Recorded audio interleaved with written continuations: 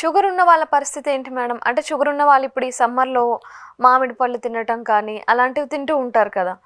Sugar level అనేది all of sudden spike అవుతూ ఉంటుంది కదా! మరి వాళ్ళు తినచ్చా? తినకూడదా ఈ మామిడి పళ్ళు లాంటివి? ఆ! లేదండి. షుగర్ ఉన్న వాళ్ళు ఎప్పుడైనా లో గ్లైసెమిక్ ఫుడ్స్‌ని చూసుకోవాలి.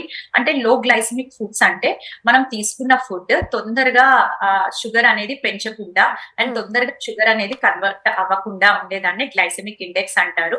సో, మనము లో గ్లైసెమిక్ ఫ్రూట్స్‌ని తీసుకోవాలి. అంటే యాపిల్ కానీ, జామ పండు కానీ, పపాయ కానీ, ఆలుబుక్కర, స్ట్రాబెర్రీస్ ఇంకా సీజనల్ ఫ్రూట్స్ అలా తీసుకోవాలి. ఓకే. ఓకే. మరి ఈ ఆర్టిఫిషియల్ షుగర్స్ అని అంటూ ఉంటారు కదా! స్టీవియా లాంటివి వాడుతూ ఉంటారు. లేకపోతే బెల్లం అనేది విరివిగా వాడుతూ ఉంటారు షుగర్ వాడని వాళ్ళు. అలాంటివి తీసుకోవచ్చా మరి? అవి షుగర్ కంటే కొంచెం బెటరే అంటారా?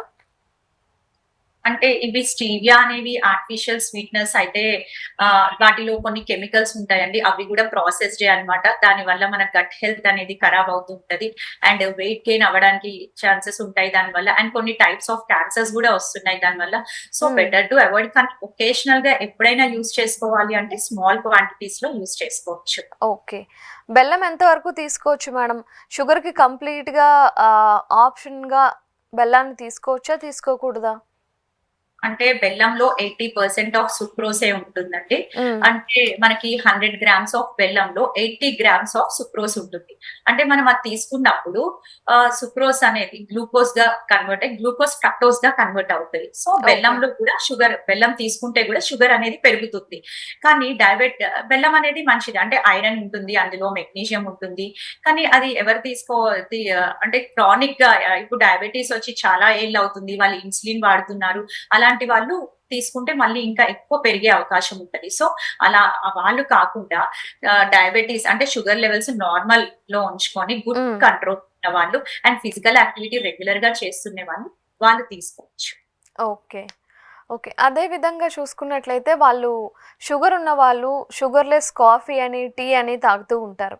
అంటే ఎంత షుగర్ వెయ్యకపోయినా సరే, ఈ కాఫీ, టీ అనేది పదే పదే తీసుకోవడం వల్ల ఏమైనా ప్రమాదం ఉంటుందంటారా? అంటే యాక్చువల్‌గా కాఫీ తాగడం అనేది ఓకే అండి. మంచిది. కానీ అది ఎలా తాగాలో కూడా తెలిసి ఉండాలనమాట. అంటే కాఫీలో కొన్ని హెల్త్ బెనిఫిట్స్ ఉంటాయి. లైక్ టైప్ 2 డయాబెటిస్ వాళ్ళకి మంచిదే. అండ్ కొన్ని క్యాన్సర్స్ నుండి అది ప్రివెంట్ చేస్తుంది. సో, అది ఎలా తీసుకుంటే చాలా మంది మార్నింగ్ లేవగానే బెడ్ టీ ఆ! అని అట్లా తీసుకుంటూ. ఎంప్టీ స్టమక్‌తోనే.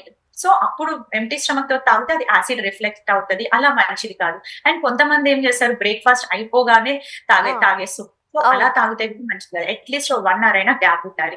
సో, మోడరేషన్‌లో డేకి 1 cup are 2 cups is very okay. Good. కానీ దానికంటే ఎక్కువ తాగినప్పుడు అది డేంజర్ అన్నమాట.